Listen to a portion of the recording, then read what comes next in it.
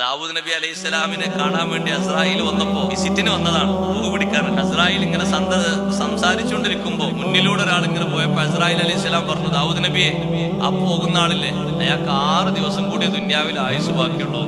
ഇവരത്തെ ചിത്രം ഉണ്ടല്ലോ, അതിന്റെ എല്ലാ കാറ്റലോഗും ഉണ്ടല്ലോ, ആരെ പിടിക്കണം, ഏത് സമയത്ത് പിടിക്കണം. അസ്രായിൽ പറഞ്ഞു, ആ പോണ ആൾക്ക് 6 ദിവസം കൂടി ദുന്യാവിലുള്ളൂ. ദാവൂദ് നബി അലൈഹി സ്വലാം 2, 3, 4 കൊല്ലം കഴിഞ്ഞിട്ട് ഈ മനുഷ്യനെ കണ്ടപ്പോ ദാവൂദ് നബി ചിന്തിച്ചു, പടച്ചോനെ, ഇയാളെ പറ്റില്ലേ എന്ന് 6 ദിവസം ഉള്ളൂ എന്ന് പറഞ്ഞു. ഇയാൾ ഇപ്പോഴും ജീവിച്ചിരിക്കണ്ടല്ലോ, മരിച്ചിട്ട് പിന്നെ ജീവിച്ചു. അസ്രായിൽ അലൈഹി സ്വലാം പിന്നൊരിക്കൽ വന്നപ്പോ ചോദിച്ചാൽ, നിങ്ങൾ 6 ദിവസം ഉള്ളൂ എന്ന് പറഞ്ഞാൽ ഇപ്പോഴും ഹയാത്തിലുണ്ടല്ലോ, അത് നിങ്ങൾക്ക് കേൾക്കണോ?